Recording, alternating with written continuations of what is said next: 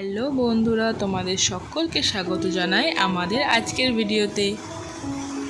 প্রায় বেশ কিছুদিনই হয়ে গেল আমরা কোনো ভিডিও শেয়ার করতে পারিনি তোমাদের সাথে, একটু ব্যস্ততার কারণে।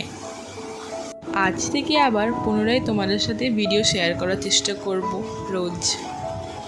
তোমাদের সাথে কথা বলতে বলতে আমার তো জানানোই হয়নি আজ আমরা কোথায় জল ঢেলতে যাচ্ছি। আজ আমরা আমাদের বাড়ির খুব কাছে ভীমেশ্বর নামক এক জায়গায় জল ঢালতে যাচ্ছি। দেখতে দেখতে শ্রাবণ মাসের 3টে সোমবার পার করে ফেললাম।